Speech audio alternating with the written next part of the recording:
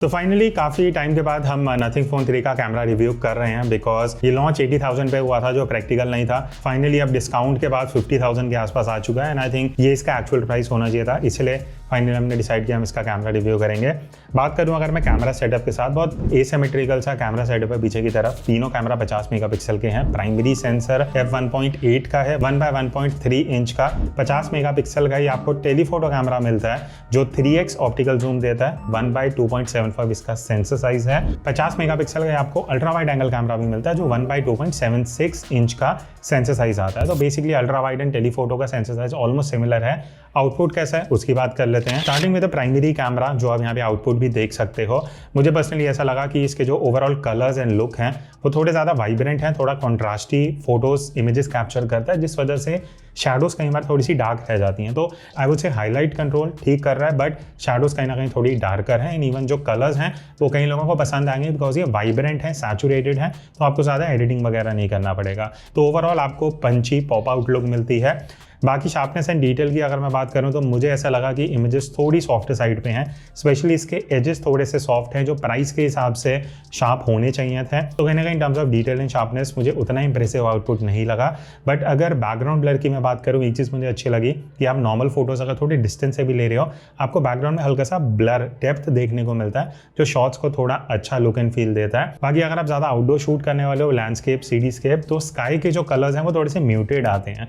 जैसे कई फोन्स में क्या होता है, स्काई को थोड़ा ब्लू कैप्चर किया जाता है, यहाँ पे आपको थोड़े म्यूटेड दिखेंगे, तो शायद वो कई लोगों के लिए डिसअपॉइंटिंग फैक्टर हो सकता है। और मुझे एक और चीज़ जो कंसिस्टेंट नहीं लगी वो है इसका वाइट बैलेंस। जितने हमने फोटोज लिए हैं मुझे बहुत ईजी शिफ्ट दिख रहा था। कई बार फोटोज थोड़ी वार्म हो रही हैं, कई बार थोड़ी कूल टोन्स में जा रही हैं, तो वो एक कंसिस्टेंसी कहीं ना कहीं इसमें मुझे मिसिंग लगी। बट एक चीज़ अच्छा है, बैकलाइट में हमने जितनी फोटोज कैप्चर करी हैं बहुत अच्छे से डायनामिक रेंज मैनेज करा है। हाईलाइट, शैडो, इवन जो पीछे स्काई है वो बढ़िया आ रहा है, सब्जेक्ट भी बढ़िया वेल एक्सपोज्ड आ रहा है। बट जैसी जैसी शाम होनी स्टार्ट हुई ना, लाइट थोड़ी कम हुई, सनसेट होना स्टार्ट हुआ, हमने हुमायूं टूम पे कुछ फोटोज ली थी जो आप देख सकते हो। यहाँ मुझे ऐसा लगा कि कॉन्ट्रास्ट थोड़ा ज़्यादा जा रहा है एंड एक्सपोजर थोड़ा सा ढाक हो जाता है, तो वो भी एक कहीं ना कहीं आई थिंक अपडेट के साथ ये चीज़ बेटर होनी चाहिए। बाकी अगर मैं लो लाइट परफॉर्मेंस की बात करूँ, अगर आप शाम को या रात को फोटो ज़्यादा लेने वाले हो तो हाईलाइट कंट्रोल इस फ़ोन का अच्छा है, आप बढ़िया लो लाइट फोटोज़ ले सकते हो। बस मुझे ऐसा लगा कि अगर हल्की सी लाइट कम हो जाती है ना तो नथिंग 3 के जो फोटोज़ हैं वो थोड़ी सॉफ्ट हो जाती हैं, टेक्सचर कम होना स्टार्ट हो जाता है और आपको डिटेल थोड़ी सी कम देखने को मिलेंगी। तो ओवरऑल लो लाइट में टेक्निकली प्रोसेसिंग अच्छा दे रहा है, बट डिटेल एंड शार्पनेस कहीं ना कहीं कम आती हैं, तो वो एक चीज़ है जो आपको कहीं ना कहीं थोड़ा ध्यान रखना पड़ेगा। बाकी कई बार थोड़ा सा फोटोज़ ओवर एक्सपोज भी हो सकती हैं, तो do keep that in mind while going for the low light photos. Next अब हम आते हैं अल्ट्रा वाइड एंगल कैमरा पे जो 50 मेगापिक्सल का दिया गया है। मुझे पर्सनली ऐसा लगा कि जितना इसका सेंसर साइज़ है, टेक्निकलिटीज़ हैं, फ़ोन बहुत अच्छा होना चाहिए था, बट इसकी फ़ोटोज़ बहुत ऑपोजिट हैं, बहुत ज़्यादा सॉफ्ट हैं। टेक्सचर डिटेल मुझे डे टाइम में भी मिसिंग लगा, उतनी अच्छी शार्पनेस नहीं है जितना इवन 30,000 के फ़ोन में भी होना चाहिए। एजेस बहुत ज़्यादा सॉफ्ट हैं, आप ये लगा लो कि अगर आप साइड का 20% एरिया भी देखोगे तो वो बहुत ज़्यादा ऐसे स्ट्रेच्ड आउट दिखेगा बिकॉज ऑफ डिस्टॉर्शन, एंड वो बहुत ज़्यादा ब्लरी इफेक्ट देता है जो देखने में फोटोज़ को यूजेबल नहीं बनाता। प्रोसेसिंग ऑपोजिट है, प्रोसेसिंग इसकी बहुत अच्छी है, चाहे वो डायनामिक रेंज हो, चाहे वो कलर्स हों, ब्राइट स्काई को बहुत अच्छे से ये प्रोसेस कर पा रहा है। तो ओवरऑल फोटोज़ निकल के अच्छी आ रही हैं, but detail and texture missing है, जिस वजह से मैं तो इन फोटोज़ को मे बी सोशल मीडिया के हिसाब से भी यूज़ नहीं कर पाऊँगा।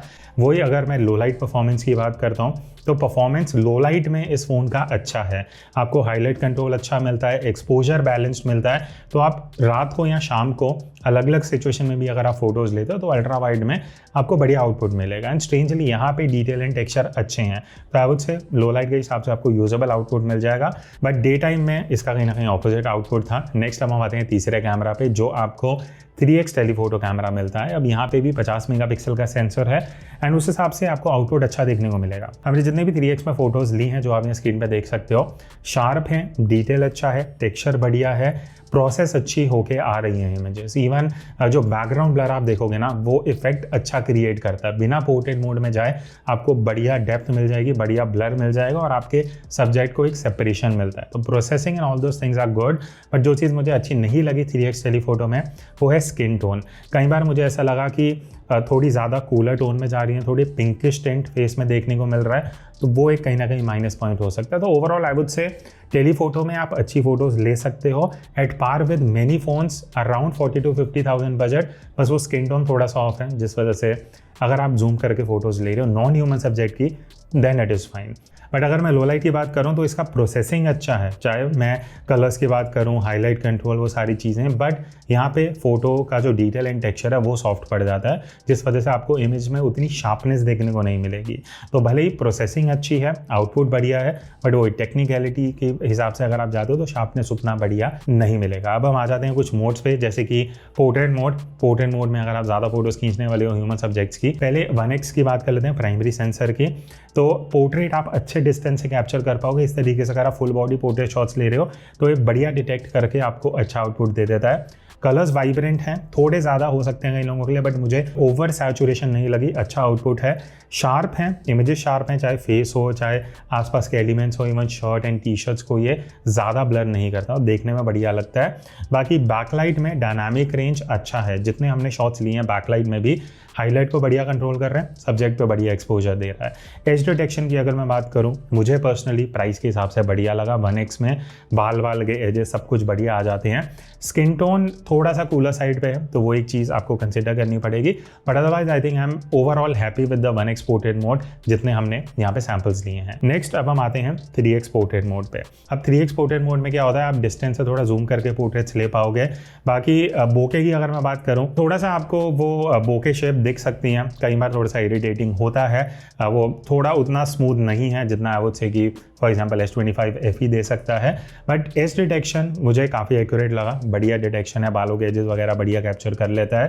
बैकग्राउंड किससे सेपरेशन बहुत अच्छा मिलता है, जो इसका फॉल ऑफ है 3x में, that is good. Skin tone की अगर मैं बात करूँ तो यहाँ पे मुझे थोड़ा ज़्यादा पिंक इफेक्ट देखने को मिला, तो आई वुड से नेचुरल स्किन तो नहीं है, कहीं ना कहीं स्किन टोन पे अगर नथिंग यहाँ पे काम करता है, 1-2 अपडेट और आने से शायद बेटर हो सकता है। अभी के हिसाब से मुझे थोड़ा ज़्यादा कूलर टोन में लगा। एंड ओवरऑल आई वुड से आप 3x में भी यूजेबल पोर्ट्रेट्स अच्छे खासे निकाल सकते हो, बस वो स्किन टोन का इशू है। एक फंक्शन जो मुझे इस फोन में बढ़िया लगा वो है मैक्रो मोड। तो आपका जो 3x टेलीफोटो कैमरा है ना, it acts as a macro mode, और अलग से आपको एक सेपरेट मैक्रो मोड भी मिलता है, उसमें आप 3x एंड 6x दोनों यूज़ कर सकते हो। यहाँ पे आप कुछ फोटोज़ देख सकते हो, एंड मुझे पर्सनली काफ़ी बढ़िया आउटपुट लगा।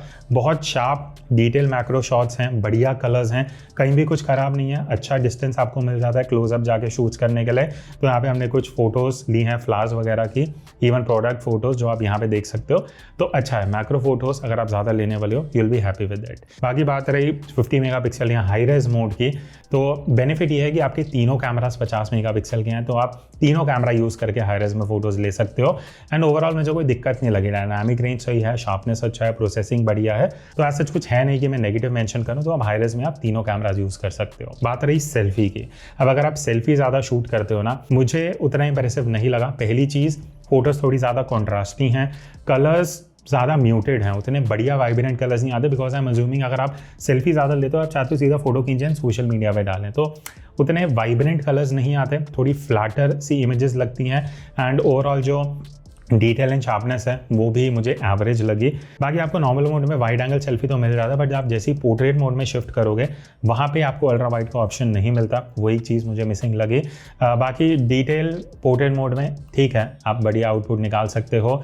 बस वही है, मुझे थोड़ा ऐसा लगा कि फोटोज़ थोड़ी कूलर साइड पे हैं, बाकी एज डिटेक्शन वगैरह पोर्ट्रेट मोड में आपको बढ़िया मिल जाएंगी। तो क्या आप भी अपने स्मार्टफोन कैमरा से कुछ इस तरीके की प्रोफेशनल फोटोज कैप्चर करना चाहते हो, आप ज्वाइन कर सकते हो मेरा 5 आवर्स का ऑनलाइन फोटोग्राफी कोर्स, जहाँ पे मैं आपको बेसिक्स ऑफ फोटोग्राफी सिखाने वाला हूँ कि कैसे आपको एक्सपोजर कंट्रोल करना है, कैसे सीन्स को कंपोज करना चाहिए, जब आप किसी भी सिचुएशन में फोटो ले रहे हो क्या क्या चीजें आपको ध्यान रखनी चाहिए, फोटोज कैसे एडिट करनी है, ये सारी चीजें हम इस कोर्स में सीखने वाले हैं। तो बाकी की डिटेल्स आपको जो डिस्क्रिप्शन में लिंक है वहां जाके मिल जाएंगी। और 750 से ज्यादा मोबाइल फोटोग्राफर्स ऑलरेडी ये कोर्स अवेल कर चुके हैं, और अभी स्पेशल ऑफर भी चल रहा है जहां पे आपको 20% डिस्काउंट मिलेगा using this coupon code. So join me on this journey and learn how to click better photos using any smartphone camera. अच्छा, अब प्राइमरी कैमरा वीडियो की बात कर लेते हैं। तो अभी जो आप ये फुटेज देख रहे हो 4K 30 FPS पे शूट हो रही है, 60 का भी ऑप्शन है, but just to make things standard हम 30 में मोस्टली अब शूट करते हैं वीडियो, सो दैट आपको भी एक आइडिया लग सके अगर आप 4K 30 में शूट करने वाले तो एग्जैक्टली आउटपुट कैसा आता है। तो अभी आपने देखा होगा मैं डायरेक्टली लाइट से आते हुए शूट कर रहा था, अब जो लाइट है वो थोड़ी सी पेड़ों के पीछे छुप चुकी है, थोड़ी सी बैक लाइट भी है, आसपास थोड़ी ग्रीनरी है, थोड़ा स्ट्रक्चर है। अगर मैं एग्जैक्ट बैकलाइट की बात करूं तो ये कुछ बैकलाइट सिचुएशन है जो आप अभी इस वीडियो में देख सकते हो। ऑडियो डायरेक्टली इंटरनल माइक से आ रहा है, थोड़ा नॉइस वगैरह होगा तो वो भी पता लग जाएगा नॉइस कैंसिलेशन कैसे हो रहा है। कलर्स इज समथिंग जो आपको देखना होगा, बिकॉज जब आप वीडियो शूट कर रहे हो मोस्टली इट मैटर करता है कि भाई डायरेक्टली फ़ोन से शूट कर रहे हैं एंड उसको सोशल मीडिया पे आपको अपलोड करना है। तो यहाँ पे it is a mix of orange, yellow, blues and green and hopefully यहाँ से एक आपको बेटर आइडिया लगेगा। बाकी हमने और डिफरेंट सिचुएशन में काफ़ी शूट किया, वो देख लेते हैं। अब हम आते हैं इस वीडियो के सेकंड सेगमेंट में जहाँ पे हम वीडियो परफॉर्मेंस की बात करने वाले हैं। तो अभी तक हमने फोटोज़ के बारे में डिस्कस किया। नाउ लेट्स टॉक अबाउट अगर आप 50,000 के बजट में हो क्या वीडियो के लिए आपको ये फ़ोन लेना चाहिए। पहले अगर मैं रेजोल्यूशन की बात करूँ तो देखो आप 4K 60 FPS तक वीडियो शूट कर सकते हो। एक टेक्निकल चीज़ मैं बता दूँ जो मुझे इसमें सही नहीं लगी, पहले भी नथिंग के फोन्स में था। अगर आप 4K 60 FPS में शूट कर रहे हो और लेंस स्विच करना चाहते हो, आप सिर्फ 1x से 3x जा सकते हो और वो 3x भी डिजिटल क्रॉप है, वो ऑप्टिकल कैमरा नहीं है। तो आप 4K 30 पे जब आप आते हो तब आप तीनों कैमराज यूज़ कर पाओगे लेंस स्विचिंग के लिए। तो एक चीज़ ध्यान रखते हुए आगे हम सैम्पल्स देखते हैं जो हमने मोस्टली 4K रेजोल्यूशन 30 FPS में शूट करे हैं। आउटपुट की अगर मैं बात करूँ, मुझे ऑल ओवर बढ़िया लगा video, not the best but usable videos हैं। प्लस पॉइंट्स क्या है, आपको हल्का बैकग्राउंड ब्लर मिल जाता है जो एक सेपरेशन देता है सब्जेक्ट को, तो that is a good thing.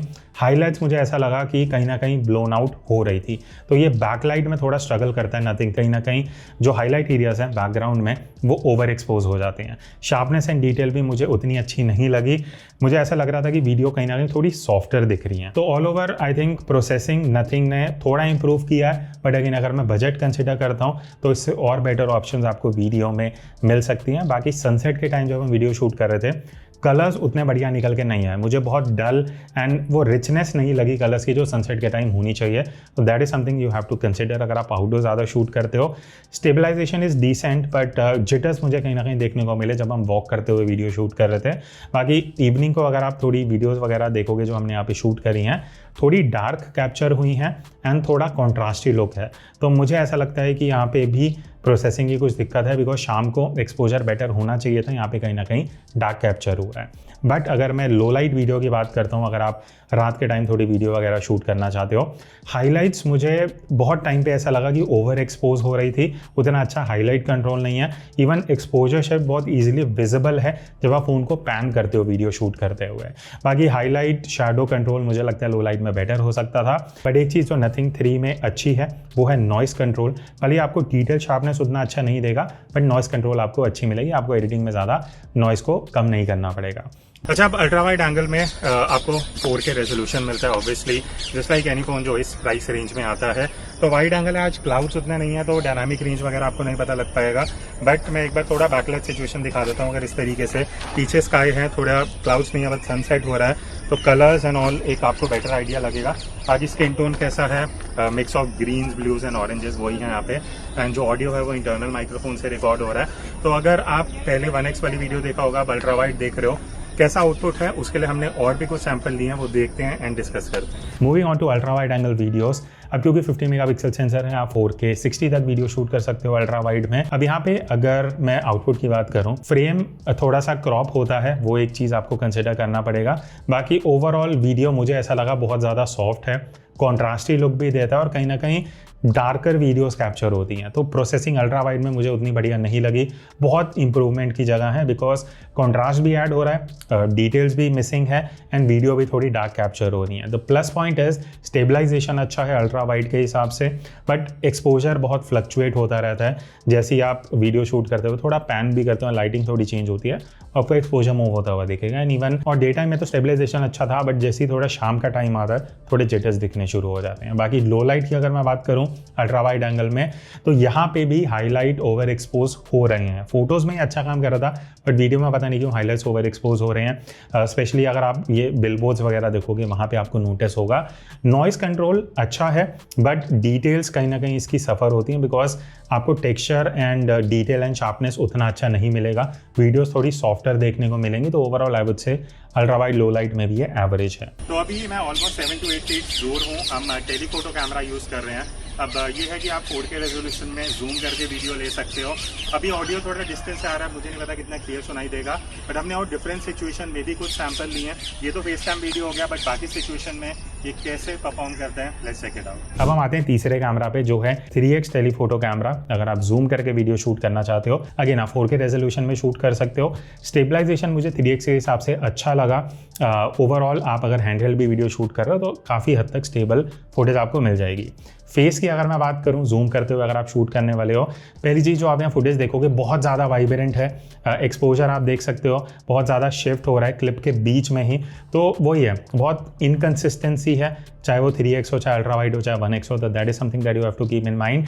बाकी all over I would say ठीक ठाक कैप्चर कर लेता है। अगर आप लो लाइट में भी जूम करके वीडियो शूट कर रहे हो तो नॉइस कंट्रोल अच्छा है, हाईलाइट यहाँ पे थोड़ा अच्छा कैप्चर कर लेता है, तो आप यूजेबल जूम करके वीडियो निकाल पाओगे 4K रेजोल्यूशन में। तो अब यहाँ पे आपको फ्रंट कैमरा में 4K 60 FPS तक का ऑप्शन मिलता है। अभी मैं 4K 30 में शूट कर रहा हूँ, just to keep thing standard and एक आपको आइडिया लग सके, बिकॉज मोस्टली लोग 4K 30 में ही शूट करते हैं, बट हाँ प्रोविजन है कि आप 60 में जा सकते हो। अब मैं वॉक करते हुए शूट इसलिए भी कर रहा हूँ, एक स्टेबलाइजेशन का भी आइडिया लग जाए। And talking about the light, तो अभी यहाँ डायरेक्टली मेरे फेस पे लाइट आ रही है, तो एक तरीके से फ्रंट लाइट है।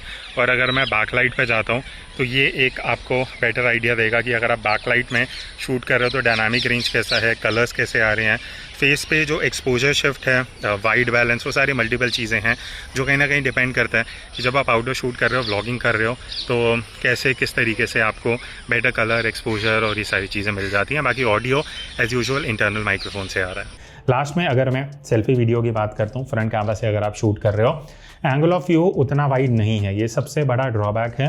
भले आप 4K 60 रेजोल्यूशन तक जा सकते हो, बट जैसे आपने देखा फेस बहुत ज़्यादा क्रॉप्ड इन आ रहा था, बिकॉज मेरा पूरा आर्म स्ट्रेच है, उससे वाइड में जा नहीं सकता, तो वो एक ड्रॉबैक है। ऑडियो की अगर मैं बात करूँ, मुझे बहुत वीक लगी। आप बैकग्राउंड नॉइस काफ़ी इजीली सुन सकते हो, तो मुझे एक्सपेक्टेड था इस प्राइस रेंज में वो नॉइस कैंसिलेशन बहुत बेटर होना चाहिए था।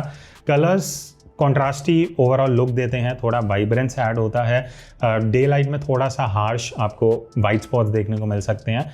बाकी स्टेबलाइजेशन अच्छा है, अगर मैं वॉक करते हुए वीडियो शूट करता हूँ ऑल ओवर बढ़िया है। बट हाँ, मुझे ऐसा लगा कि ऑडियो कहीं ना कहीं इसका माइनस पॉइंट है, प्लस वाइड एंगल उतना आपको सेल्फी में नहीं मिलेगा। और एक दो छोटे फीचर्स मैं बता देता हूँ। पीछे ये जो रेड आपको डॉट दिखेगा, ये जब आप वीडियो रिकॉर्डिंग ऑन करते हो ना, तो ये रेड लाइट ऑन हो जाती है, ऑफ पे ऑफ हो जाती है, तो ये एक बढ़िया इंडिकेटर है। और पीछे की तरफ ये जो इन्होंने विंडो दिया है ग्लिफ वाला, यहाँ पे आपको पिक्सल्स में बेसिकली जब आप वीडियो मोड में जाओगे या फोटो मोड में भी जाओगे और इसको एनेबल कर देते हो, तो पीछे की तरफ आप जैसे रियर कैमरा यूज़ कर रहे हो, मेन कैमरा, तो वीडियो फोटो जो भी ले रहे हो, आपको एक फ्रेमिंग का आइडिया लग जाता है और बहुत हद तक मैच भी होता है। मैंने कुछ फोटोज लेके देखे हैं, तो ये भी एक अच्छा इंप्लीमेंटेशन है जो इन्होंने यहाँ पे पीछे की तरफ दिया है। तो ये था नथिंग फोन 3 का डिटेल रिव्यू। क्वेश्चन आता है कि 50,000 के रेंज में आफ्टर डिस्काउंट आपको ये लेना चाहिए। मुझे लगता है फोटोज के हिसाब से एक हद तक अच्छा आउटपुट दे रहा है, वीडियो में बहुत इनकंसिस्टेंसी है, उतना एक्सपेक्ट आप नहीं कर सकते, बिकॉज 50,000 की रेंज में आपको बहुत बेटर वीडियो फोन्स मिल जाते हैं। तो overall I would say photos के लिए ले रहे हो then you can consider, video के लिए कुछ ड्रॉबैक्स हैं जो मैंने मेंशन करे हैं। So that's it. आपके क्या व्यूज हैं बताना, कंपैरिजन इसका किसके साथ करना चाहिए वो भी बता देना। मिलते हैं नेक्स्ट वीडियो में, तब तक take care and keep clicking.